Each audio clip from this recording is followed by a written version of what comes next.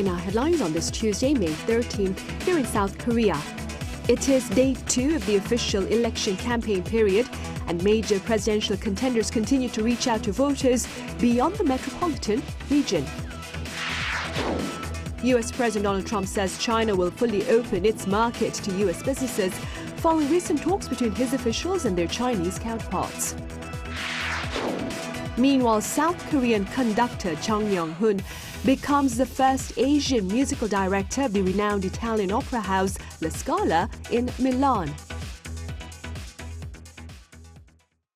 We are now counting down precisely 3 weeks to the June 3rd snap election. And that being said, we start our newscast today with the latest on the campaign trail. The Liberal camp's candidate is in the southeastern part of the country. For details on this, I have our political correspondent Shin Ha-young standing by live. Ha-young, it's good to have you on. So I hear you are currently in Pohang, Ha-young. Yes, Sunny, I'm here on the east coast at Pohang City Hall, Indonesia's traditional powerhouse for steel. And Democratic Party presidential candidate Lee Jae-myung is delivering his speech right now behind me. And as you can see behind me, a large crowd has gathered in front of the stage. And during his speech, he urged people to come together to overcome the hardships that follow the declaration of December 3rd martial law. And he emphasized also national unity regardless of political affiliation. And Lee's visit to Pohang is part of today's campaign through regions known as traditional conservative strongholds, including Gyeongsang-buk-do province, Daegu, and Ulan. The DP said Lee's visit to this key industrial area shows how strong his intention is to bring the country together and promote balanced regional growth. Right, balanced regional growth and a message of unity. Ha-young, could you tell us a bit about Lee's agenda earlier this morning? Sure, Sonia. Earlier today, he kicked off his second day of campaigning in Gumi, the birthplace of the former conservative Park Chung-hee, known both for his autocratic rule and having led the country's rapid economic development. And there, he laid out his vision to make Gumi a key engine driving South Korea's economy. And he also acknowledged Park's contributions to the country's industrialization and promised to be a capable leader. And emphasizing national unity, he also said the country's future matters more than political size or ideology. Take a listen. What matters most is people's everyday lives, not left or right, red or blue, or where you're from. It doesn't matter if a policy came from Park Chung-hee or Kim Dae-jung. If it works, we use it. If not, we don't. Ideology isn't as important as the lives of our people and the future of this country. After his morning campaign, he headed to Daegu, where he pointed out that local businesses have been struggling since the December 3rd martial law declaration. And he also emphasized that politics is all about improving people's livelihoods and securing the country's future. And he will wrap up his Tuesday campaign in Ulan, where he will focus on strategies for industrial growth and supply chain restructuring. And that's all I have for this hour. Back to you, Sunny. All right, Ha-young, thank you for the coverage from the Liberal camp. Up next, we turn to the Conservative camp, whose contender is seeking voter support within his comfort zone, if you will. For more on this, I have my colleague Kim Do-yeon joining me live. Do-yeon, welcome. What's the latest at your end? Sunny, I'm here at Taehyung Market in Busan, the nation's second largest city. Now, Kim is set to appear on the stage behind me in about half an hour. Kim has been making his campaign tours around this region, well known as conservative stronghold. But for this race, that might not be the case. The party started off the race with a disadvantage, as this election comes with its former president being impeached, and building up to the official campaign period, the candidacy change issue caused internal turmoil between Kim and party leadership. And that could be seen as the reason why Kim has chosen this region, especially starting with Daegu yesterday and continuing to rally in the southeast. Of course, he isn't coming empty-handed. At a rally before here in Busan, he was in the neighboring city of Ulsan, a major industrial city, and promised the locals there a major multicultural complex. The city has requested a large-scale cultural complex. Estimated cost around 500 billion won. If I'm elected president, I'll make sure it doesn't take long. I'll allocate a special budget of that amount to Ulsan as soon as I take office. In addition, he mentioned more jobs, improved infrastructure in the region. His trip is not done though. He's staying here overnight and will hit smaller cities in Gyeongsangnam-do province tomorrow as well. Taehyung, you mentioned earlier that the conservative camp entered this particular race on the back foot. How is its contender addressing this reality? Sunny, that's right. The elephant in the room remains to be former President Yoon Suk-yeol, who was impeached due to his declaration of martial law. Now, Kim, for the first time, apologized to the public in a media interview last night. Earlier today morning, he also addressed the calls for expelling President Yoon from the party. Take a listen. Whether the president leaves the party or not is up to him. It's not right for our party to tell the president to leave or stay. There are also voices in and around the party calling for an official public apology by the campaign about the martial law declaration. While that hasn't been decided, both matters pose a complex situation as Kim has to keep party loyalists happy but needs to expand his supporter base among the undecided voters. That's all for now. Back to you, Sunny. All right, Taehyung, thank you for that coverage from the conservative camp. Staying on the campaign trail, Reform Party candidate Ejun Hawk was at the conservative stronghold of Daegu. Starting with a rally in the city's commercial center, he then sat down for lunch with students at a university cafeteria before heading for talks with medical professionals. The 40-year-old candidate declared himself the future of Daegu, emphasizing his youth and intentions to interact directly with all those involved.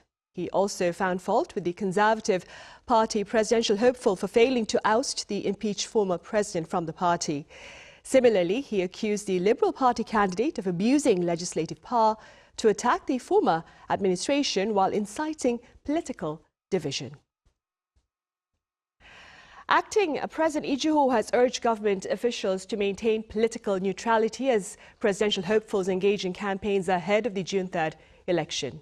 At a cabinet meeting on this Tuesday, he also called for efforts to ensure election transparency and public safety, adding that this is the government's final priority. He further touched upon the presence of economic challenges, especially for small business owners and the self-employed, while underscoring the need for prompt execution of the recently passed supplementary budget to support them as well as victims of the recent wildfires.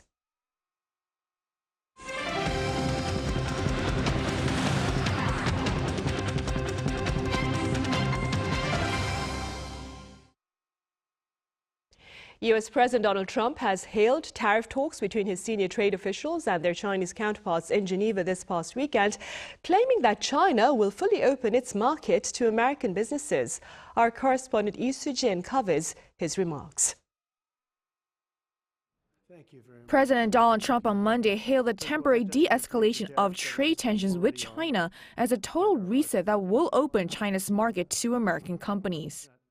In addition, yesterday we achieved a total reset with China after productive talks in Geneva, and they've agreed to open China, fully open China. And I think it's going to be fantastic for China. I think it's going to be fantastic for us. He also told reporters in the Oval Office that he may speak to Chinese President Xi Jinping later this week. The U.S. and China reached a trade agreement that slashes U.S. tariffs on Chinese goods to 30% from 145% and lowers Chinese tariffs on U.S. imports to 10% from 125%, a decision that cuts tariffs from both nations by 115 percentage points. But sector-specific tariffs on automobiles, aluminum, and steel are still in place, and China will be subject to tariffs on pharmaceuticals that Trump previously said would arrive shortly. The agreement followed 2 days of discussions held in Switzerland between senior-level officials from both nations. Neither side wants a decoupling. We do want trade. We want more balanced trade, and I think that both sides are committed to achieving that. The two sides held in-depth exchanges on trade and economic issues of their respective concern. The atmosphere of the meeting was candid, in-depth, and constructive. The deal, which will be in place by May 14, will be effective for 90 days and sets up a framework for further talks between the two countries. U.S. stocks responded positively to the news, with the Dow Jones surging to close at 2.81%. The S&P 500 closed nearly 3.3% up, while the tech-heavy Nasdaq closed 4.35% compared to the previous trading day. This comes as investors reacted favorably to the unexpected progress in talks between the U.S. and China, sparking a rally in major tech stocks such as Nvidia, Amazon, and Meta. Companies like Best Buy and Dell Technologies, which rely heavily on Chinese manufacturing, also saw strong gains. Lee Soo-jin, Arirang News. Meanwhile, the U.S. leader may join a much-anticipated possible meeting between the leaders of Ukraine and Russia in Turkey later this week. Our Park Gun-woo has details. Thank you very much. As Russia and Ukraine gear up for their upcoming ceasefire negotiations in Istanbul later this week, U.S. President Donald Trump said he might travel to Turkey as well. Speaking to reporters at the White House on Monday, Trump raised the prospects of taking part in the talks in the hope of putting an end to the killing on the battlefields. I was thinking about flying over. I don't know where I'm going to be on Thursday. I've got so many meetings. But I was thinking about actually flying over there. There's a possibility of it, I guess, if I think things can happen. But we got to get it done. We got to save 5,000 lives a week. 5,000 lives is really more than that. It's worse than that. President Trump will be visiting Saudi Arabia, the United Arab Emirates, and Qatar this week. Amid prospects of Trump taking part in the talks in Istanbul, Ukrainian President Volodymyr Zelensky said Monday that he wanted the U.S. president to join the peace talks. In a post on X, Zelensky said that everyone in Ukraine wants President Trump to take part in the peace talks in Turkey, calling it a good idea. However, the Kremlin remains silent about whether Russian President Vladimir Putin will take part in the talks this week. Park Gun-woo, Arirang News. And over in the Middle East, just one day ahead of the U.S. leader's diplomatic tour to the region, Hamas set free its last surviving American hostage. Our Choi Ji-hee has the latest. On Monday local time, Ejun Alexander, a 21-year-old Israeli-American from New Jersey, was released by Hamas. He had been captured during the October 7, 2023 attacks while serving in the Israeli military. The announcement of the decision was made on Sunday night by Hamas after holding days of talks with the United States.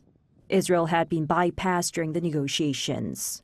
Alexander's release is the first since the resumed military operations by Israel, ending a previous ceasefire. The handover occurred in Khan Yunis, southern Gaza, where Alexander was transferred to the Red Cross before being handed over. Arriving at an Israeli military base, he reunited with his family.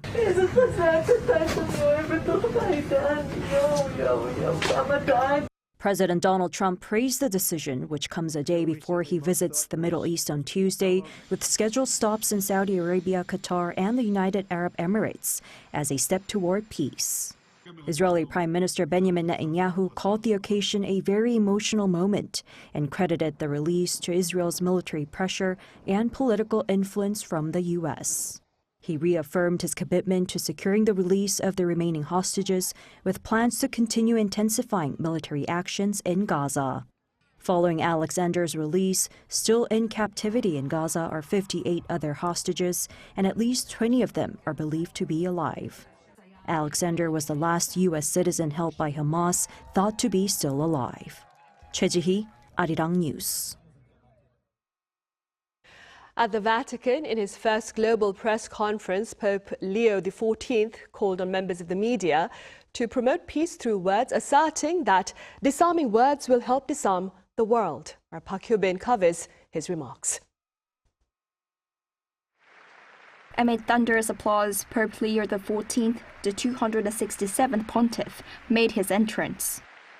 Buongiorno. Good morning. He started his first press conference at the Vatican on Monday with a light-hearted joke. They say when they clap at the beginning, it doesn't matter much. If you're still awake at the end and you still want to applaud, thank you very much. In his address to more than 1,000 journalists from around the world, the Pope emphasized the way the media communicates is key to promoting peace. Dobbiamo dire no alla guerra delle parole, delle immagini. Dobbiamo respingere il paradigma della guerra. He warned against using language that fuels hatred and emphasized the need to amplify the voices of those who cannot speak for themselves. Disarmiamo le parole e contribuiremo a disarmare la terra. He also called for the release of imprisoned journalists, underscoring the importance of press freedom. Pope Leo addressed the rise of artificial intelligence, urging its responsible and ethical use for the benefit of all humanity. Penso in particolare all'intelligenza artificiale col suo potenziale immenso, che richiede però responsabilità e discernimento per orientare gli strumenti al bene di tutti, così che possano produrre benefici per l'umanità. After speaking for about 10 minutes, Pope Leo stepped down from the podium to personally greet and engage with journalists. Following his call for an end to the wars in Ukraine and Gaza last Sunday, Pope Leo has made peace a central theme of the start of his papacy. Park Hyubin, Arirang News. Staying in Europe, Korean conductor Chung Myung-whun will take the podium of the renowned Italian opera house Scala next year to become its first Asian musical director in history. Our Taehyung covers this upcoming event. On Monday, Italy's world-renowned opera house, Teatro alla Scala, announced on its official website the appointment of a new music director. According to reports, 72-year-old Korean conductor Chung Myung-whun was unanimously chosen for the role by the opera house's board of directors in a meeting on the same day. Inaugurated in 1778, this is the first time in La Scala's 247-year history that an Asian person will hold the position. Chung will also be just the second non-Italian to take up the role. This isn't just about being appointed as a music director of an opera house. First and foremost, it marks a personal milestone for the 72-year-old Chung Myung-whun, the peak of his career. Secondly, as the first Asian music director of La Scala, it elevates the global status of Asian, and especially Korean, classical music. It's something that can inspire and give hope to the next generation of Korean conductors. Chung's musical journey began as a pianist, but he stepped onto the conductor's podium in 1978 when he was named associate conductor of the Los Angeles Philharmonic. In the 1980s, he entered the European scene, serving as music director of Germany's Saarbrücken Radio Symphony Orchestra and later of the Paris Opera. Chung's ties to La Scala run deep. Since 1989, Chung has led 9 opera productions across 84 performances and conducted 141 concerts at La Scala, which is more than any other conductor who did not hold the title of music director. According to AP News, the opera house praised his close and productive relationship with its orchestra, choir, and philharmonic, stating that no other non-director has contributed more to enhancing La Scala's global reputation. Chung will succeed Ricardo Schai, with his official term beginning late next year and running through early 2030. Taehyung, Arirang News. Back on the local front in the city of Ulsan, imagine a local library where for children that is, where robots help with book borrowing and where AI assists with book reading. Our Eun-jin has more. As children start their search for a book they want to read, a robot sets out to guide them. This library robot named Romy not only helps the young visitors navigate through the library, but also helps with the returning and lending of books. It was a lot of fun. I want to come again with my mother. This is a children's and young adults library at the Chongha Innovation Center in Ulsan, the first of such an experience-based digital media library. There are a total of some 42,000 books at this library, made up of donations from both the public and private sectors, with 26,000 books given by the Undang Nanum Foundation. During the building of the Chongha Innovation Center, we felt the need for a program with good content. That led to the creation of the Undang Nanum Foundation, and its first project was a donation project for this library. Storybooks are read to children using AI. And beyond just reading books, there are various interactive programs and lectures available. While the library is open to all children and young adults, borrowing books and signing up for some of the programs are exclusively for Ulsan residents. Ulsan City plans to further expand its various learning programs and experiences. It is the first library in Ulsan exclusively for children and young adults, a new pride. This library will serve as a foothold for reading culture for the children and young adults in Ulsan.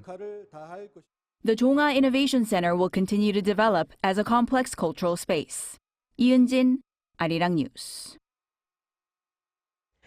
And for those of you interested, scenic tours of the trails in South Korea's northernmost border regions are open again. Our Taehyung reports.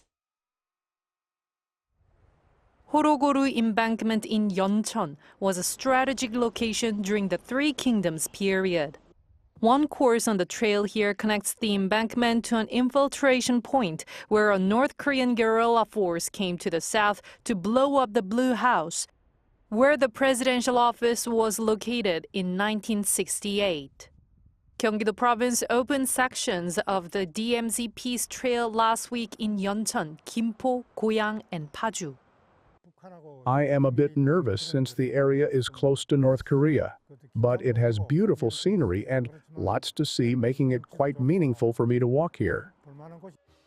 The trail courses provide places to visit, pointing to their history and natural resources. The North Korean border town of Kaesong can be seen from Dora Observatory in Paju. Also, the Han River estuary and the North Korean town can be viewed from Gimpo. Visitors can experience undisturbed nature at Changhang wetlands in Goyang. Since the DMZ is a very rare and special place where foreigners from all over the world want to visit, I encourage everyone to feel the special atmosphere here. Tours can be reserved through the website of the DMZ Peace Trail. 20 people can participate per tour, and they must carry an identification card since visitors pass through the military-civilian control line. Participation costs 10,000 Korean won. Taehyung, Arirang News.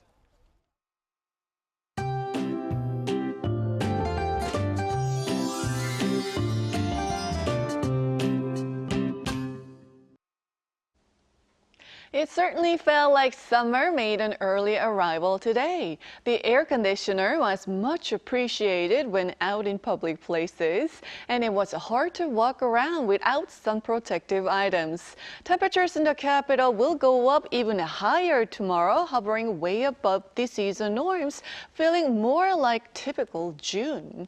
Intense sunlight continues nationwide, so imagine how warm it's going to be with that sunshine. We hope you manage to stay cool and protect yourself from that strong sunshine.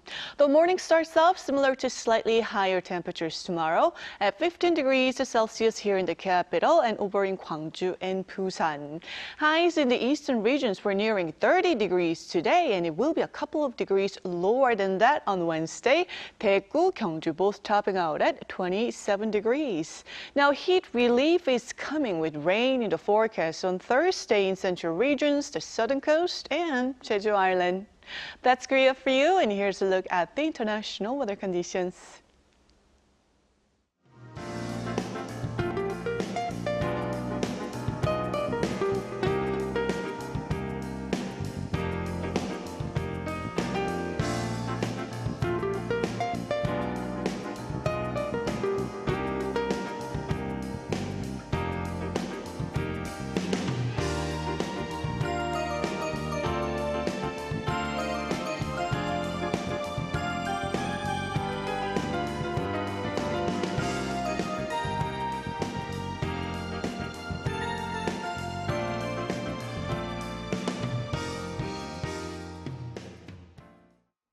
Those are the headlines at this hour here in South Korea. Our panel session is coming up right after this break, so do stay with us. Thank you for now.